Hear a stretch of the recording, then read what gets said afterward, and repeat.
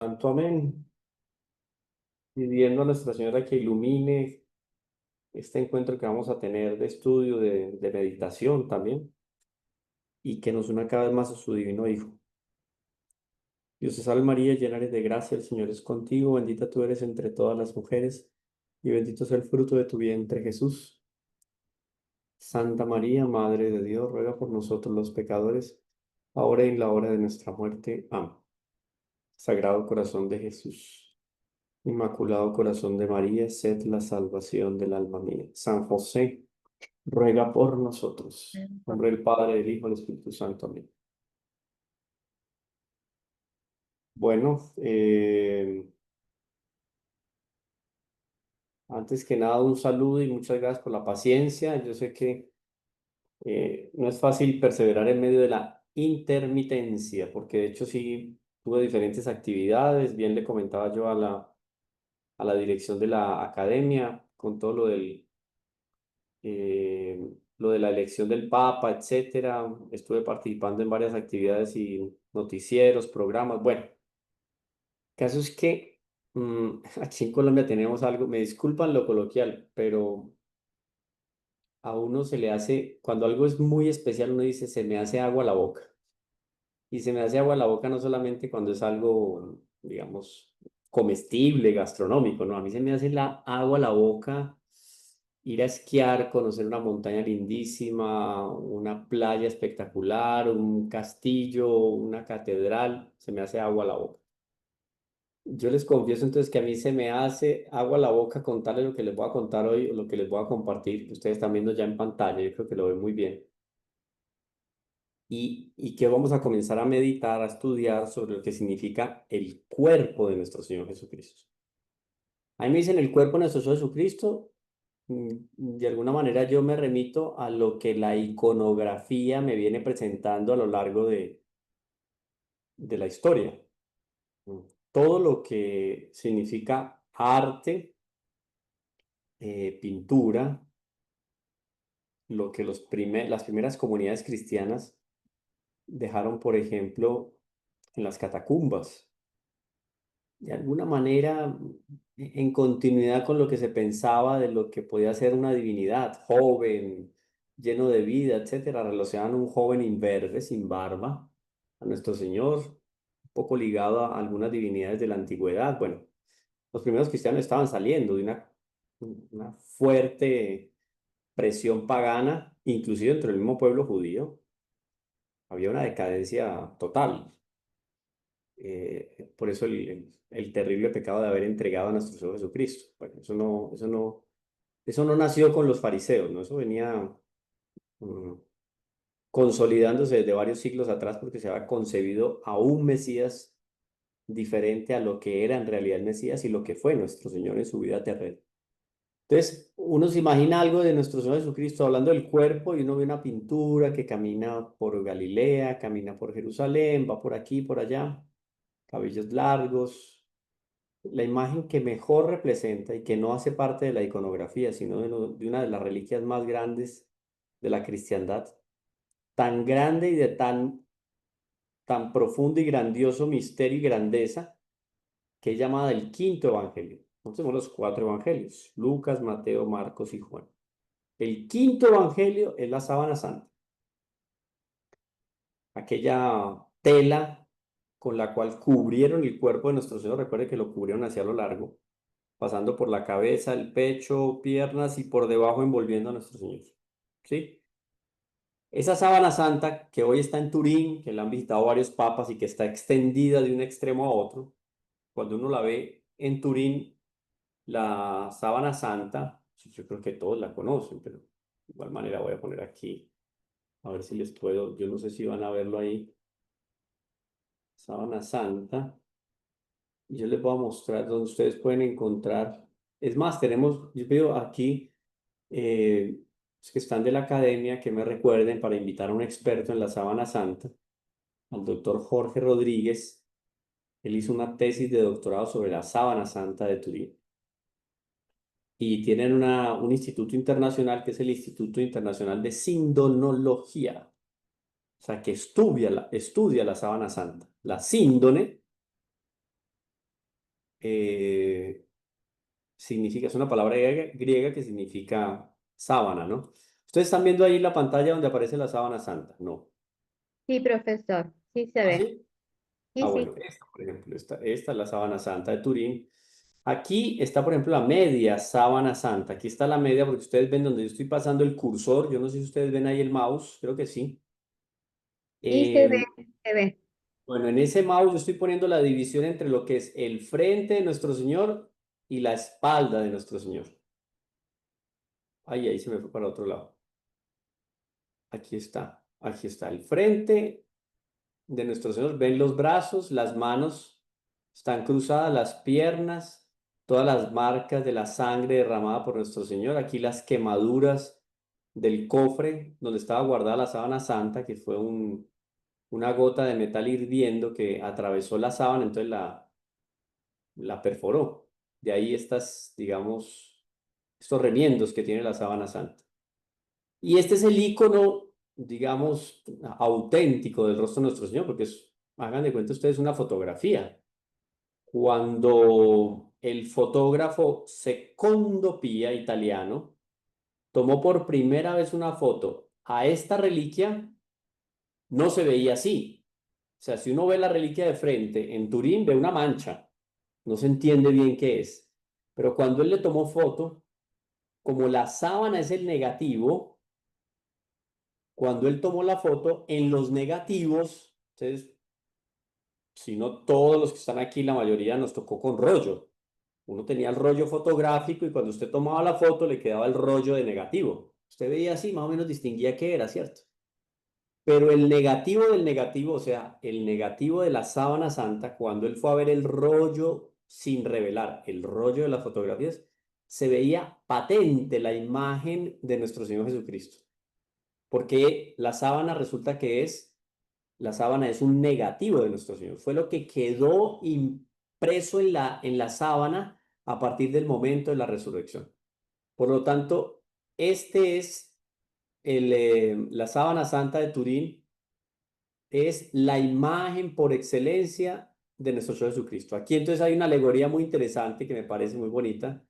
Aquí está Santo Tomás metiendo el dedo en la llaga que aparece en la sábana santa. Si ven la imagen, me parece muy, muy bonita. Y cuando se hace una reconstrucción de lo que es nuestro Señor Jesucristo, aparece este rostro a partir de la sábana santa de Turín. Por lo tanto, esto es eh, digamos, lo más cercano a lo que significa nuestro Señor Jesucristo. A ver si esto yo creo que aquí amplía.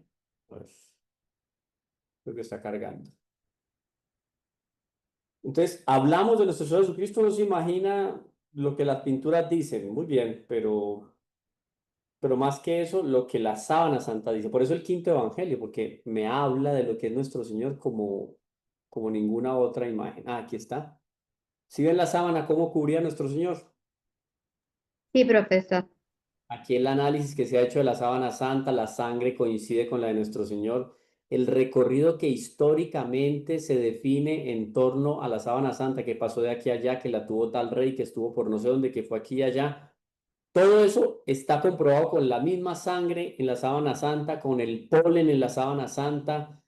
Hay plantas ahí que están evidenciadas de aquí y de allá que confirman el trayecto que tuvo toda la sábana santa porque pasó que de aquí de los cruzados, que una comunidad religiosa, que un rey que llegó allá, bueno, todo eso confirmado con un estudio pormenorizado mandado a hacer por la misma iglesia en torno a la sábana santa. Esto es una reproducción en 3D, que es una tecnología utilizada o que utilizaba, yo creo que ya está más moderna, que utilizaba la NASA para hacerse una idea del relieve de los planetas a partir de una fotografía. Entonces, aquí le hicieron la misma toma a la sábana santa y salió, ustedes ven, es parte de, o sea, es el rostro de nuestro Señor. O sea, está el alto relieve aquí, inclusive. Aquí ustedes ven, está la hinchazón de nuestro Señor en el pómulo, fruto del golpe que le dio el criado de uno de los sumos sacerdotes. A partir de eso, algunos científicos se convirtieron. Es muy bonito, ahí está San Juan Pablo II delante de la sábana santa. Otra reproducción hecha a partir de la sábana santa. O sea, ahí está. Es la mejor fotografía de nuestro Señor Jesucristo. Entonces, hoy vamos a hablar sobre eso. Y el padre Berté, que yo creo que en algún momento lo habíamos leído al padre Berté, el padre Berté francés, muere en el año 1907, perteneció a la congregación de los redentoristas, muy buenos predicadores. Él escribió muchísimos libros, uno de esos famosos, este libro que yo creo que yo se los mandé a ustedes por el WhatsApp, eso que creo que quedó en el grupo, este libro sobre nuestro Señor Jesucristo. Él hace una descripción interesante. Aquí voy a decirlo con todo respeto. Esta descripción acá es un poco más poética o romántica en el buen sentido. Y después vamos a ver un asunto más técnico al respecto de nuestro Señor. ¿Está bien? ¿Les parece? El orden sería ese. Entonces comencemos con lo que dice el padre Berté. Yo creo que ahí da para que todos puedan leer.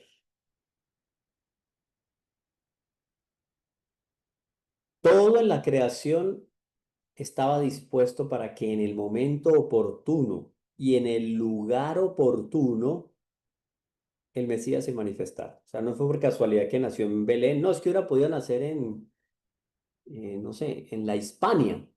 Pues en la época, la Hispania para los romanos era la España hoy en día para nosotros. No, es que hubiera podido nacer en Britania. La Britania los romanos es para nosotros hoy en día Inglaterra. No es que hubiera podido nacer, no. Nació donde tenía que nacer y nació en el momento que tenía que nacer.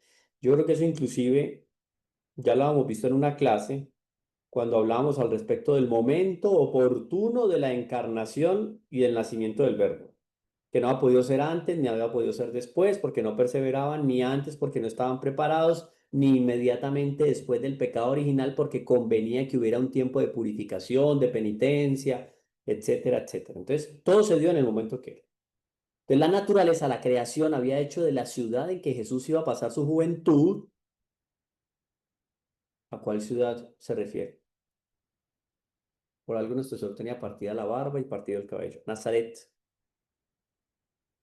La naturaleza había hecho de la ciudad en que Jesús iba a pasar su juventud la más profunda de las soledades, rodeada de montañas que la separan del bullicio del mundo, forma con sus flancos, con sus extremos lados, un vasto anfiteatro de donde los habitantes dominan un risueño valle cubierto de higueras, olivos, viñedos y campos cultivados.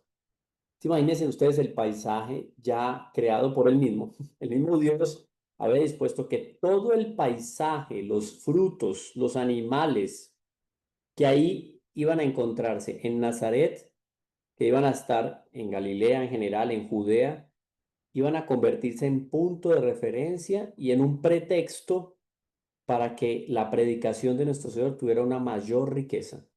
Los higos aquí, la maldición de la higuera, las espinas allá, las rosas por otro lado, el olivo por un lado, las ovejas, los cabritos, el pastor, todo configurado por Dios desde siempre para que en el momento histórico oportuno nuestro Señor tuviera todos los elementos para su predicación, parábolas, enseñanzas, milagros, etcétera, etcétera. El mismo mar de Galilea, concebido por Dios para que en ese mar nuestro Señor diera una de sus manifestaciones más espectaculares al respecto del dominio que tenía sobre la naturaleza y sobre su cuerpo. Paró la tempestad, caminó sobre las aguas, salvó a Pedro. De ahí lo hacía el pescador de hombres. Recuerden, por estos días sonó mucho aquello del anillo del pescador, que es un símbolo antiguo en la iglesia entregado al Papa el día en que inicia su ministerio petrino, que es símbolo de la oficialidad de los documentos, que él sella o sellaba más bien con el anillo. Bueno, ahí se dio ese acontecimiento en Galilea, en el mar de Galilea, en el lago de Genezaret, que es el mismo. Se dio ese acontecimiento donde Pedro se hizo pescador, pero no ya de peces, no, de hombres. Por eso el símbolo del anillo del pescador. Todo se dio, cubierto de higueras, olivos, viñedos, campos cultivados. De este valle las miradas del hombre, limitadas en toda dirección por las alturas. ¿Por qué anfiteatro?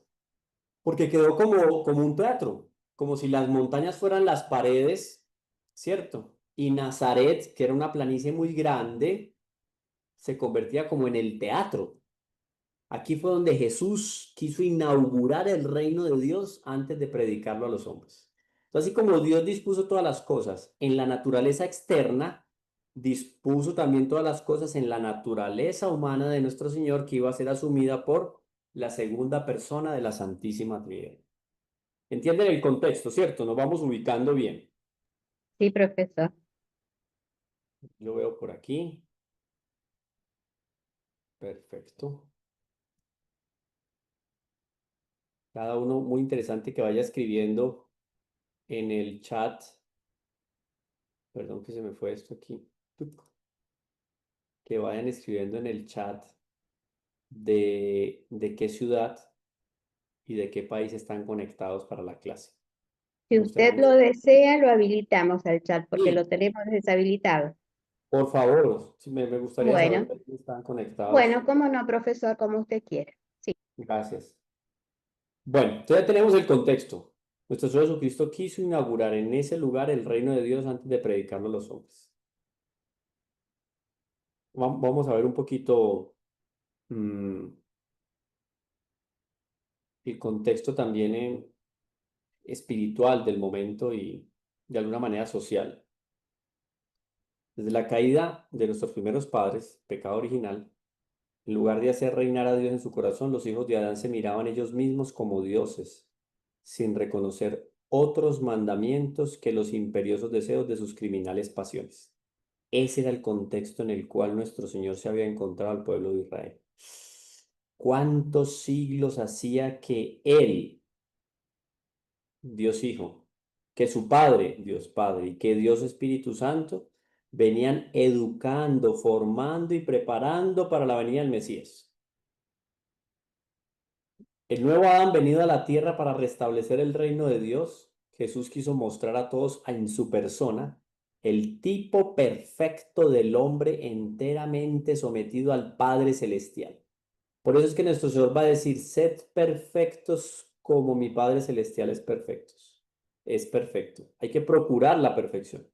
Y Él obviamente la tenía en toda su esencia, perfección impecable, en todo semejante a nosotros, menos en el pecado.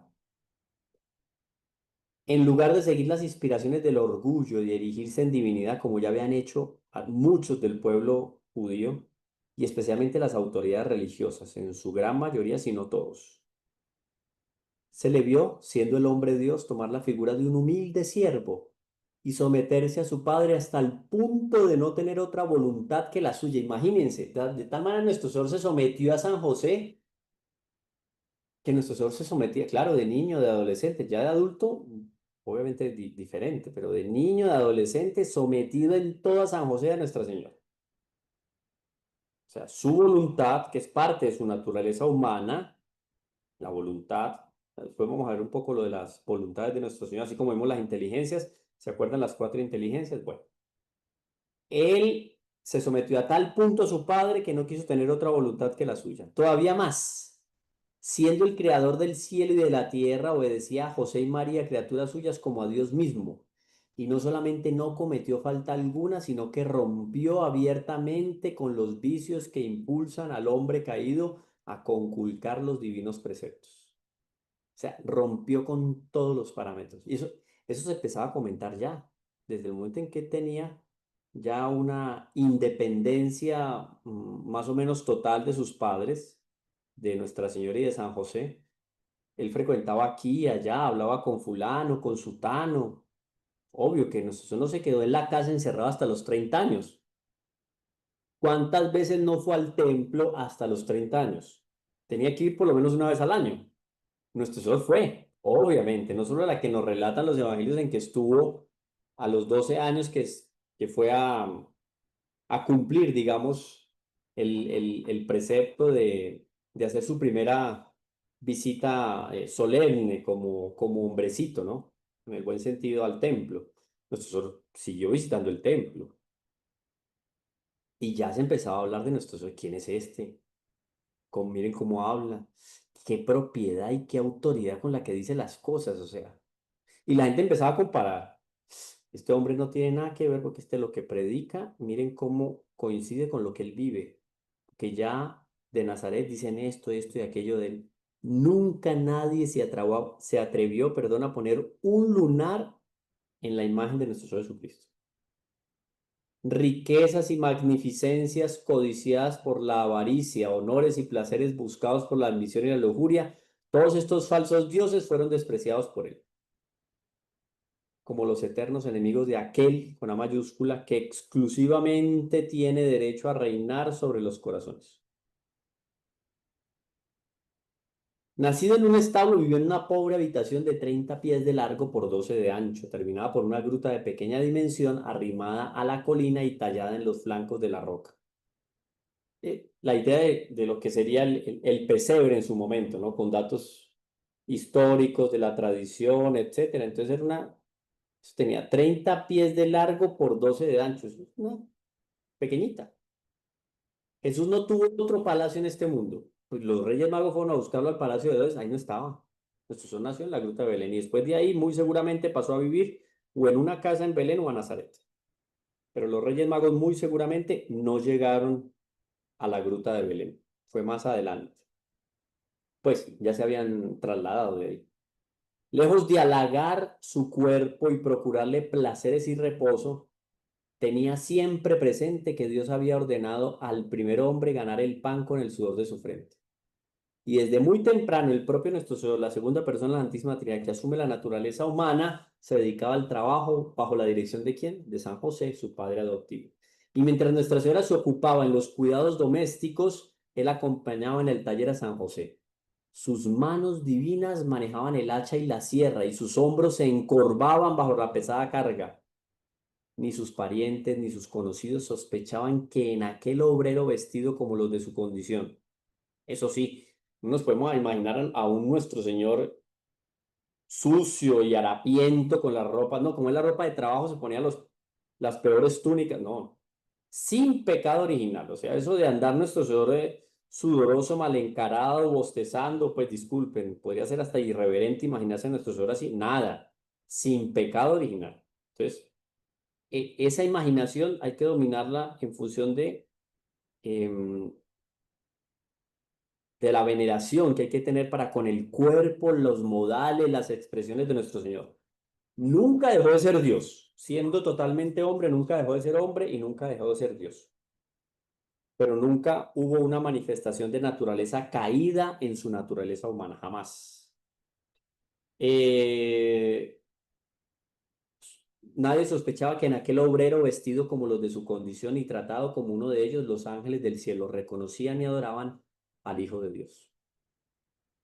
Libre de la servidumbre de las pasiones, el corazón de Jesús solo latía a impulsos del amor a Dios y a los hijos de Dios. Pobres extraviados que quería reconciliar con su Padre. O sea, ardoroso amor hacia aquel que necesitaba la oveja perdida, etc. En la mañana, mientras todos dormían, su oración subía ya a los cielos. Durante el día, el amor divino animaba todas sus acciones, la voluntad. Y en la noche, cuando el sueño cerraba sus párpados, su corazón velaba todavía. Aunque no asumió las consecuencias del pecado original, asume un cuerpo padeciente porque si no, no tendría posibilidad de sufrir. ¿Cómo sufrir en la pasión si no hubiera asumido un cuerpo padeciente? Entonces miren cómo hay un equilibrio en toda esa concepción de nuestro Señor. Todos los días eran parecidos en Nazaret, días de trabajo, días de contemplación, días de paz y de felicidad, jamás turbados, ni por las tempestades del mundo, ni por el hálito venenoso del pecado. Felices los que como Jesús hacen reinar a Dios solo en sus corazones. Ellos gozan anticipadamente las delicias del cielo. Tal fue la vida de Jesús en Nazaret, una vida oculta a los ojos de los hombres, eso sí lleno de admiración y de entusiasmo por muchos que lo conocían más de cerca. Fue un preludio necesario de sus enseñanzas sobre el reino espiritual que iba a fundar. Otro género de vida esperaba efectivamente al divino Redentor, al divino Libertador. Con los años su cuerpo se desarrollaba y se fortificaba, sus facciones, mezcla de dulzura y de majestad, inspiraban ya respeto y veneración. Como el sol derrama progresivamente la luz, Su inteligencia esparcía día por día con más abundancia los tesoros ocultos que Dios había encerrado en ella. Iba creciendo en gracia y santidad. ¿Se acuerdan? De eso conversamos.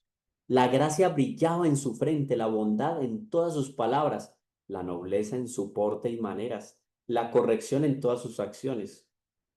Era sin duda el maestro irreprochable que Dios enviaba a los hombres para enseñarles con los ejemplos, más aún con las palabras, más aún que con las palabras, la verdad y la virtud.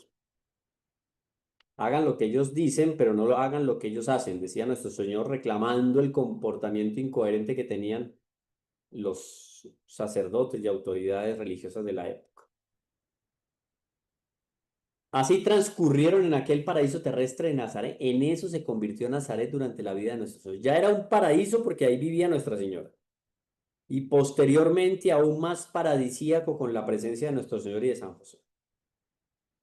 Ahí transcurrió la adolescencia y la juventud de Jesús, mas ay, los días tempestuosos de la vida pública se acercaban. María pensaba, no sin tristeza, que sería necesario separarse a lo menos momentáneamente del más tierno y abnegado de los hijos. Y por qué no, en el corazón de nuestro Señor también se movían estos sentimientos. Va a llegar el momento en que me tengo que separar de esta mujer, que es mi madre, es la más tierna y la más abnegada de todas las criaturas que han salido de las manos de mi Padre. Recordaba al mismo tiempo las predicaciones del santo anciano Simeón. Le parecía oír el ruido de las contradicciones de que su hijo sería objeto, Nuestra Señora, y ya la pobre madre sentía la punta de la espada que iba, ¿se acuerdan? Iba a atravesar su corazón. Copiosas lágrimas vertían sus ojos cuando los fijaba en su amado Jesús, y sobre todo cuando empezó a darse cuenta que estaba llegando a los 30 años, iba a llegar el momento de esa gran despedida. Como preludio a esta separación, el luto entró en la casa de Nazaret. El santo patriarca José, cumplida ya su misión en la tierra, iba a dormirse en el sueño de los justos, patrono de la buena muerte. Por la última vez sus ojos reposaron con amor sobre el Hijo de Dios y sobre la hija de David, Nuestra Señora. Dos tesoros que el Padre Celestial había confiado a su guarda y mientras Jesús le bendecía, imagínense morir de esa manera. Su alma llevada en alas de los ángeles voló al seno de Abraham. Solo ya con su madre, Jesús departía amorosamente con Nuestra Señora sobre la gran misión que se le había confiado. Este pensamiento le ocupaba constantemente mientras aguardaba la hora de manifestarse al mundo para la gloria de su Padre y la salvación de las almas. Algunas veces desde las cimas que coronan a Nazaret, nuestro Señor se iba caminando en oración, en meditación, a descansar, a pensar. Sus ojos descubrían las ciudades y aldeas que pronto serían el teatro de sus predicaciones. El hermoso lago de Galilea, el majestuoso Tabor, las cumbres veneradas del Carmelo que le ocultaban al occidente las naciones sentadas a las sombras de la muerte, naciones paganas.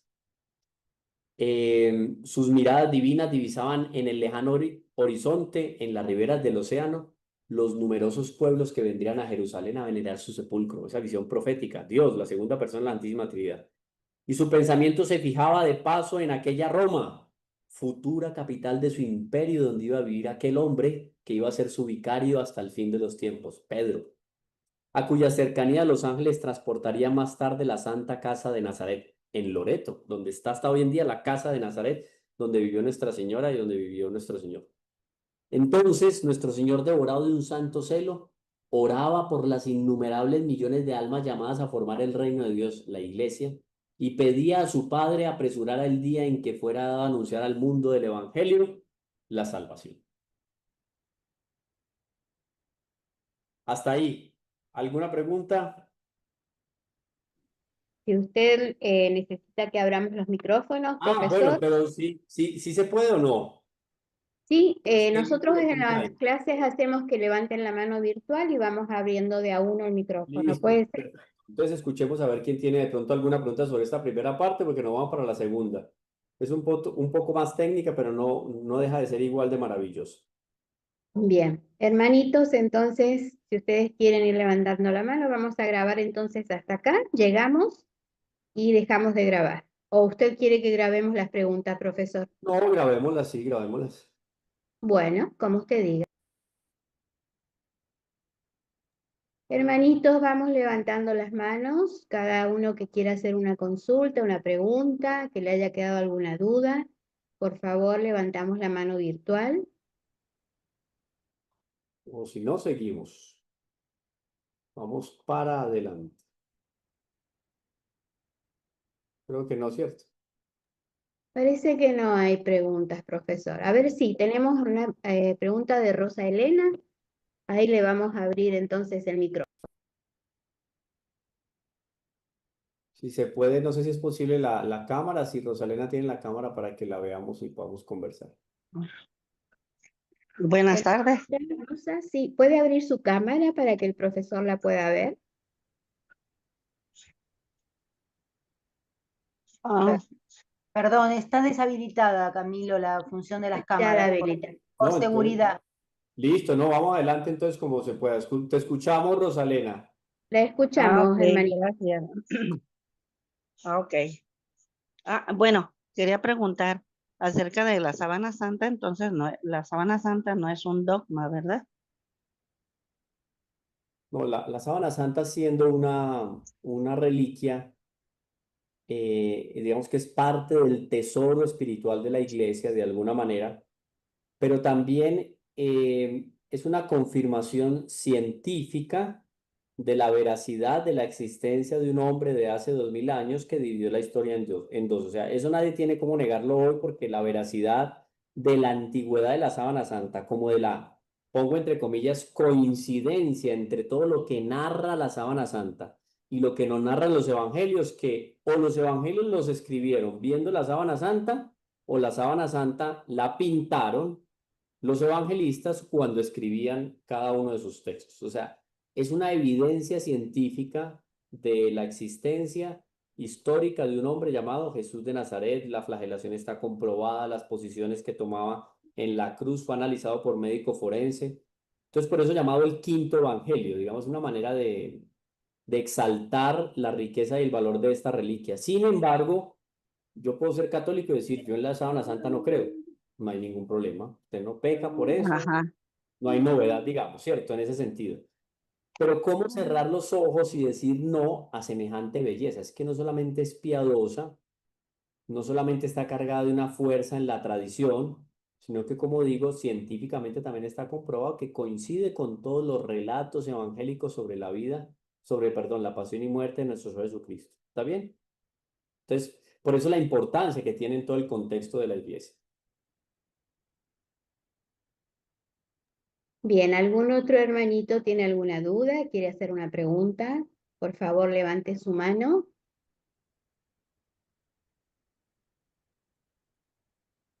Profesor, si usted quiere continuar, parece ser que no hay más preguntas. Continuamos entonces. A ver si ustedes ven por acá lo que yo les estoy mostrando. A ver, esto se me fue. Aquí, ¿están viendo? Sí, artículo cuarto. Sí, profesor, se ve Eh, perfectamente. Padre Antonio Rollo Marín, condecorado con la medalla, o con el premio más bien, o con el, sí, honrado con la condecoración Ecclesia et Pontifice. Se le ha dado a muy pocos teólogos católicos, los dos últimos de los cuales yo tengo memoria que han recibido ese premio. Es algo así como el premio Nobel, algo así, oído, algo así como el premio Nobel de Teología otorgado por el Vaticano.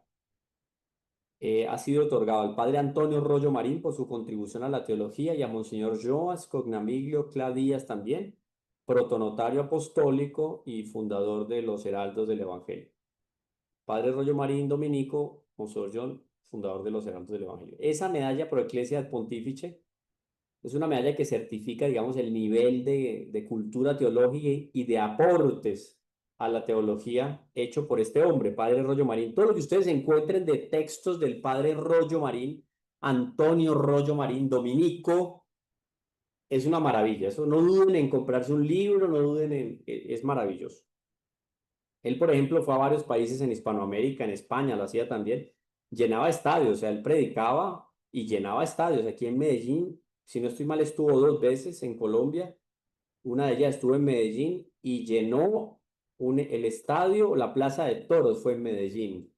O sea, alrededor de 20.000 personas se reunieron para escucharlo predicar. Era un hombre impresionante. Y él escribe este texto, conocía a Santo Tomás de Aquino como la palma de su mano. Y entonces, habíamos visto algo. Yo quiero que nosotros aquí, a ver, yo le pongo esto más, ¿cómo hago? Aquí ya. Ahí se lee súper bien, yo creo. ¿Cierto que sí? Está clarísimo. Sí, Entonces, profesor. comencemos aquí. El cuerpo de nuestro Señor Jesucristo. Aquí vamos a ir más al detalle. El texto anterior, muy bonito, me parece, el Padre Berté. Esto debe combinarse mucho a la hora de predicar. Quien es sacerdote o si pertenece a un movimiento apostólico, a un grupo parroquial, a un, en fin, algún tipo de actividad apostólica en el cual tenga que hacer catequesis, siempre hay que tratar de combinar esas dos cosas. Por lo menos es mi tesis y a mí me ha ido bien en ese sentido. Cuando uno va a hablar de un tema, especialmente teológico, no se puede quedar solamente con el aspecto técnico. A veces las palabras están, en la teología es tan rica que vienen cargadas de mucha profundidad y son un poco pesadas en ese sentido. Cuando uno va a hacer catequesis o va a predicar, en el caso del sacerdote, debe saber combinar las dos cosas. La sustancia de los conceptos teológicos con la belleza de la predicación y de la oratoria poética, llena de muchos ejemplos, etcétera. Entonces, por eso quise tomar al Padre Berté, que es un lenguaje un poco más así, digamos, una literatura un poco más adornada, digámoslo así. De aquí, un aspecto más técnico.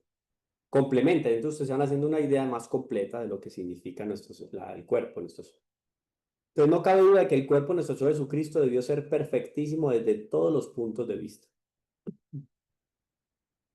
Otra cosa, no diría bien, no cabe, no tiene proporción en función a la dignidad infinita del Verbo divino y a la perfección acabadísima de su alma. Tiene que quedar claro, cuando yo digo naturaleza humana, estoy hablando de cuerpo y alma. Por eso es que nuestro Señor puede morir, por eso murió, porque se separó el cuerpo del alma. Alma creada, cuerpo creado, porque cuerpo y alma es naturaleza humana. Pero había naturaleza divina, sí, la naturaleza divina estaba tanto aquí en el alma como aquí en el cuerpo. Por eso cuando nuestro Señor muere y se separa el cuerpo del alma, alma, cuerpo, cuando se da esa separación, que es la muerte, lo que nos va a pasar a nosotros, cuando se da esa separación, la naturaleza divina está tanto aquí como aquí, unida a la persona divina. ¿Está bien? Por eso el cuerpo es adorable, el alma es adorable. Y estando vivo, cuerpo y alma, naturaleza divina, persona divina. ¿Sí? Hay que tenerlo muy claro. Entonces, claro, si vamos a hablar de la dignidad de lo que significa el cuerpo de nuestro Señor, pues obviamente que hay que imaginarlo perfectísimo. Como enseña la filosofía cristiana, el alma es la forma substancial del cuerpo. Yo creo que lo había explicado. Un guante, o un guante no, un pedazo de látex. Me sueltan un látex aquí. Yo meto la mano en el látex. Hagan de cuenta un plástico muy delgado, una fibra plástica muy delgada. Cuando yo meto la mano, el látex toma la forma de mis dedos, como si yo me metiera un guante. Así el alma informa el cuerpo. Por eso si aquí dice, el alma es la forma sustancial del cuerpo. ¿Listo? Bueno, ahí remite a la teología de la perfección cristiana. Por eso mismo, hay entre los dos una perfecta armonía y una mutua interferencia que alcanza su máxima belleza y esplendor cuando el alma domina y controla con toda perfección al cuerpo. Entonces, lo ideal, idealísimo es que el cuerpo sea totalmente influenciado por el alma y que el cuerpo no domine el alma. Ay, pero ¿cómo el cuerpo puede dominar el alma? Para no ir muy lejos, gula, borracho, en el fondo el borracho, el goloso, ¿no? Que se entrega a la gula por el licor, está dejando que el cuerpo domine el alma, se envicia, ¿sí? Y cuando el alma dice que la voluntad debe ponerse por encima del cuerpo, lo domina y le dice, cuidado, licor no. Está bien, el licor alegra el corazón del justo, pero en la justa medida también. Entonces, teniendo un alma perfectísima y un cuerpo perfectísimo, el alma perfectísima influencia el cuerpo perfectísimo. Eso da una armonía en nuestro Señor maravillosa. Tal es el caso en grado superlativo, lo máximo que ustedes puedan imaginar, al respecto de nuestro Señor Jesucristo. Porque si bien en la Santísima Virgen María, por aquí la tengo en la advocación de Guadalupe, ¿la están viendo ahí? Sí. En la advocación de Guadalupe, si bien en Nuestra Señora hay un alma perfectísima y hay un cuerpo perfectísimo, no tiene comparación con el cuerpo y el alma de nuestro Señor. Porque es que cuando el cuerpo y el alma de nuestro Señor se une a la naturaleza humana, a la naturaleza divina, perdón, y a la segunda persona de la Santísima Trinidad, de ahí es que el padre Rollo Marín nos va a decir, tal es el caso en grado superlativo, ahí no, nada en comparación a eso, de nuestro Señor Jesucristo. Miren lo que va a decir aquí, esto es el concilio, no, perdón, el padre Grimal, Jesucristo, estudio y meditación de Jesucristo. 1910, París. ¿Qué nos va a decir el padre Grimal? El cuerpo de nuestro Señor Jesucristo, formado de la Virgen María por obra del Espíritu Santo, fue ciertamente muy perfecto. Sin duda fue cuerpo semejante al nuestro, claro. Tuvo por consiguiente los defectos comunes a todos los hombres. Comunes, miren cuáles son. Defectos, ¿cuáles son? Oído. Dolor y muerte, claro, por eso podía, ¿cómo vivir nuestro Señor la pasión y la muerte si su cuerpo no estaba sujeto al dolor y la muerte? Era necesario que se cumpliera la obra de nuestra redención según el plan divino. Entonces, esa debilidad del cuerpo debería de manifestarla el cuerpo de nuestro Señor. Pero los defectos y las imperfecciones particulares de ciertos hombres, tales como las debilidades y enfermedades, no podían encontrarse en Jesucristo. Ay, pobrecito Jesucristo. A veces uno escucha, yo he escuchado unas catequesis o predicaciones donde, ay, sí, Jesucristo, entonces un día estaba muy enfermo, otro día le dio una gripa, se sintió como mal y no salió con los apóstoles. Absurdo.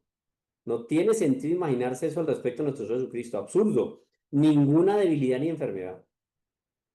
Su cuerpo, que había sido formado milagrosamente y nacido de la Santísima Virgen, que no tenía pecado, no tiene pecado original, tenía ciertamente la integridad y la justa proporción de todas sus partes y el perfecto uso de todos sus sentidos. Todo, visión, oído. Ustedes imaginan lo que la tradición dice eso, que una vez terminó la Santa Cena, nuestro Señor sale cantando uno de los salmos del rey David. Ustedes imaginan lo que era la voz de nuestro Señor Jesucristo. Una voz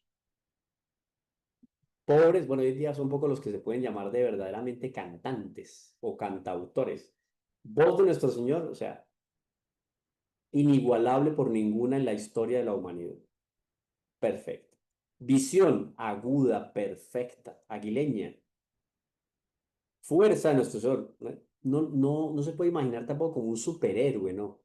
En lo que la naturaleza humana podía dar de perfecto a la edad que tuviera nuestro Señor, ese grado de perfección lo tenía él. Por ejemplo, a los 23 años, todo y cuanto Dios concibió al respecto del hombre que podía tener de maravilloso, de espléndido, de grandioso a los 22 años, lo tuvo nuestro Señor en grado superlativo. Después a los 27, a los 28, a los 33, la integridad de un hombre a los 33 años a partir de lo que Dios quiso concebir para el hombre creado, salido a imagen y semejanza de sus manos, lo tenía nuestro Señor Jesucristo a los 33 años. Y lo hubiera tenido a los 34, a los 40, ¿me entienden? Esa proporción hay que tenerla muy clara también. Esta perfección del cuerpo de nuestro Señor debe admitirse en primer lugar como algo que no se opone en modo alguno a los fines de la encarnación. En segundo lugar, esta perfección del cuerpo de nuestro Señor está en consonancia con su origen sobrenatural. Claro, ese cuerpo creado en función de ¿qué? De que la segunda persona de la Santísima Trinidad va a asumir la naturaleza humana. Además de eso, formado de una virgen por obra del Espíritu Santo, es necesario, consecuente y proporcional, que ese cuerpo fuera perfectísimo. Oído. ¿Para qué? Para honrar la virginidad de Nuestra Señora y para dar gloria a Dios, como dice el libro del Deuteronomio en el capítulo 32, cuyas obras son perfectas. En fin, dice el padre Grimal, 1910, Estudios y Meditaciones de Jesucristo. En fin, hay una estrecha reunión y una estrecha unión y una mutua dependencia entre el cuerpo y el alma. E incluso muchas acciones son comunes a ambos. A un alma perfectísima debe pues corresponder un cuerpo perfectísimo también.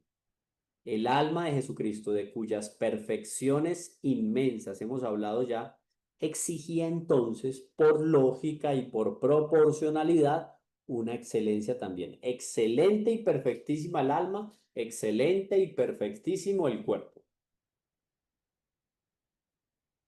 ¿No les parece esto una belleza? Esto es una cosa que felizmente muy poco se habla de esto. Podría decirlo yo con nombres y apellidos aquí de los que yo he escuchado predicaciones en esta línea de la grandeza de nuestro Señor, de su cuerpo, de su perfección. De esto sigue entonces, Padre Rollo Marín nos va a decir, de esto sigue entonces que nuestro Señor no estuvo jamás enfermo. Clarísimo. La opinión contraria, dice Suárez, un gran teólogo, punto de referencia, es temeraria y ofensiva a los oídos piadosos. La enfermedad proviene de ordinario, o sea, comúnmente, o de algún defecto del organismo o de algún exceso en las pasiones. No es posible suponer nada de esto en Jesucristo. Solo hay dos razones para que nosotros nos enfermemos. O es fruto de las pasiones desordenadas, porque claro, la influencia de un alma viciosa y llena de pecado termina de alguna manera manchando y perjudicando el cuerpo. O entonces, o es de un exceso de pasiones, o es de algún defecto del organismo. ¿Cómo pensar en que nuestro Señor tiene un defecto en el organismo? No, es que hay que, voy a decir un absurdo, ¿no? Que llegara un momento en que habría que operar a nuestro Señor porque no le estaba funcionando bien el páncreas. Absurdo, no tiene sentido. En él no podía darse esa dicotomía. Es cierto que las enfermedades pueden sobrevenir por alguna causa exterior, como el veneno, claro, pero la divina providencia ha descartado todos esos accidentes. ¿Por qué? Porque no convenían a Cristo.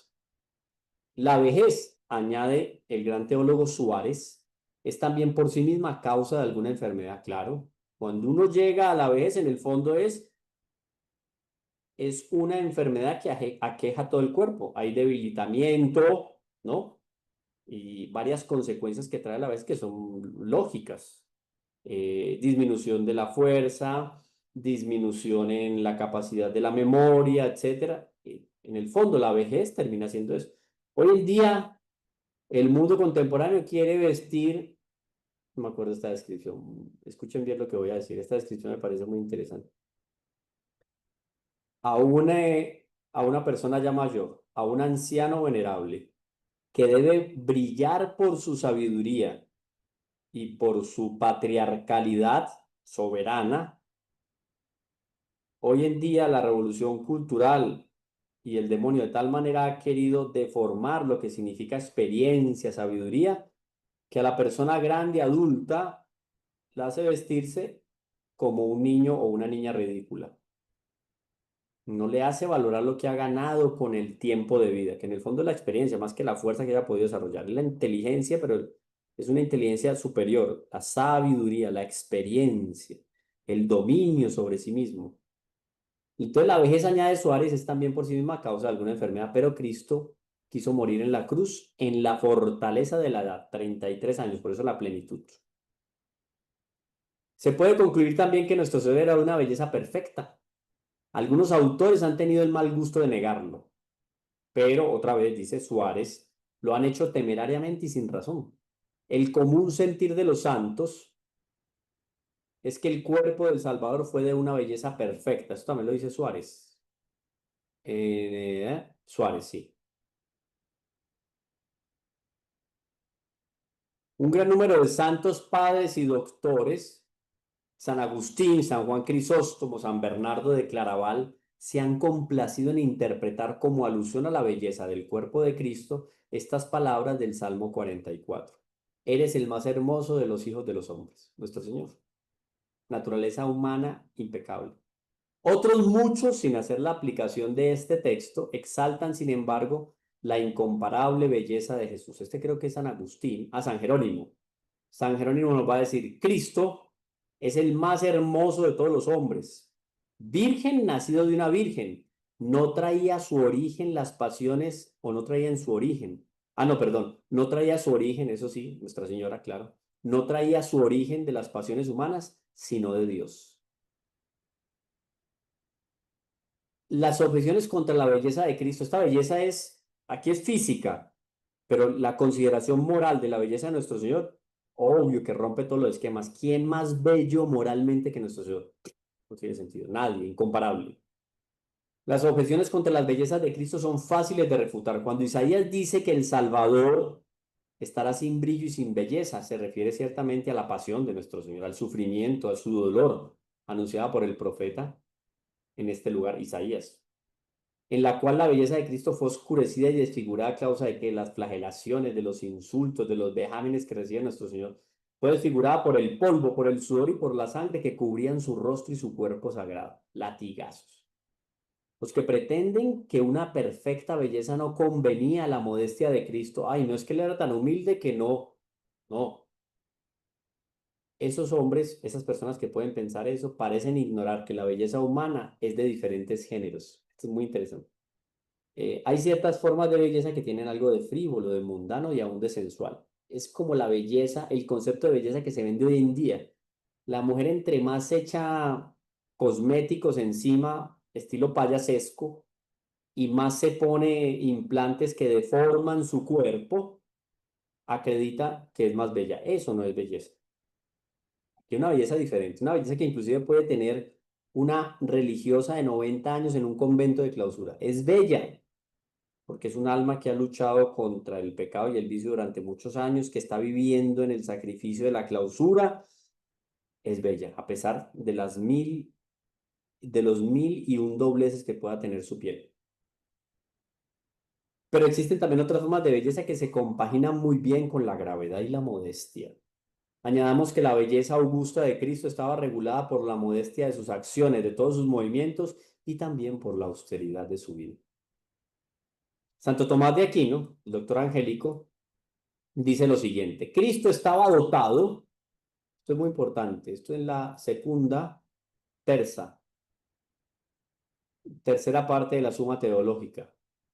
Cristo estaba dotado de un cuerpo perfectísimamente complexionado, armónico, encajado perfectamente, puesto que había sido formado milagrosamente por obra del Espíritu Santo, y las cosas hechas por milagro del Espíritu Santo, por milagro en general, son más perfectas que las demás. Miren la lógica de Santo Tomás. Claro, si Dios asume la naturaleza humana y es concebido en el vientre de la Santísima Virgen por un milagro del Espíritu Santo, ese milagro del Espíritu Santo, ¿cómo puede salir con fallas? No, es que Jesucristo no, en fin, no nació a los 9 meses, un poquito después porque se retrasó, porque no sé qué, luego que la Virgen tuvo dolores de parto, absurdo. De esta manera, no había nada de eso, ni en nuestro Señor, ni en la Santísima Virgen, porque estaba todo envuelto en la sombra del Espíritu Santo. Y las cosas hechas por milagro son más perfectas que las demás, como dice San Juan Crisóstomo, del vino en que fue convertida el agua por Cristo en las bodas de Cana. Si nuestro Señor consiguió un milagro para perfeccionar el agua de la fiesta de las bodas de Caná en el mejor vino de la historia, como él mismo en su cuerpo, que era fruto de un milagro del Espíritu Santo, iba a tener alguna falla? Absurdo. Eres el más hermoso de todos los hombres, dice Santo Tomás. Y con esto termino. Una cuádruple hermosura. Miren, Santo Tomás de Aquino va a sacar del Salmo 44 este salmo: eres el más hermoso de los hombres. Va a sacar de aquí una deducción lógica al respecto de la cuádruple hermosura de nuestro Señor. Primero, según la forma divina. Va a explicar por qué. Quien existe, según la carta a los Filipenses, quien existiendo en la forma de Dios, según está, oído, este texto, fue el más hermoso de los hijos de los hombres, porque todos los demás poseen la gracia por redundancia y participación, pero Cristo, nuestro Señor, la posee por sí mismo en toda su plenitud. Por la misma gracia en nuestro Señor Jesucristo era proporcional a esa gracia que él tenía, segunda persona de la Santísima Trinidad, proporcional una belleza maravillosa. Consta por la Escritura a los Colosenses, dice Pablo, en él habita toda la plenitud de la divinidad corporal, siendo el esplendor, dice a los hebreos, siendo el esplendor de su gloria y la imagen de su sustancia. Claro, como imagen de Dios perfectísima, pues el cuerpo, ¿no? En el resplandor de la luz eterna, el espejo sin mancha del actuar de Dios, imagen de su bondad, libro de la sabiduría. La imagen, claro, de Dios Padre, nuestro Señor Jesucristo. La imagen más perfecta dentro de la naturaleza humana que podía concebirse de Dios estaba ahí, delante de los apóstoles. Era nuestro Señor Jesucristo.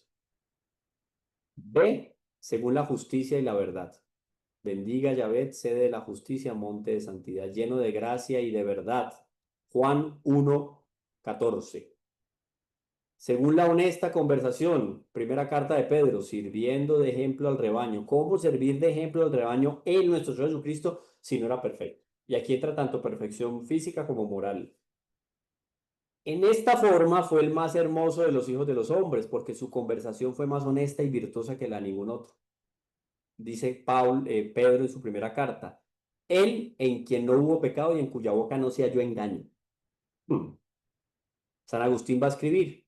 De cualquier forma que se le mire, es el más hermoso, hermoso en los brazos de sus padres, hermoso en los milagros, hermoso en los azotes, hermoso en su muerte, hermoso en el patíbulo de los condenados, hermoso en el, pues cuando condenaron a muerte, y hermoso en el leño de la cruz, y hermoso en el cielo. La belleza del cuerpo, cantar de los cantares. También esta la tuvo Cristo. Qué hermoso eres, amado mío, qué agraciado. Ese texto es totalmente dedicado a la encarnación del Verbo. Podemos preguntarnos entonces, según la belleza corporal, ¿fue el más hermoso de los hijos de los hombres? Preguntémonoslo para nuestra próxima clase, para que nos quede algo para conversar.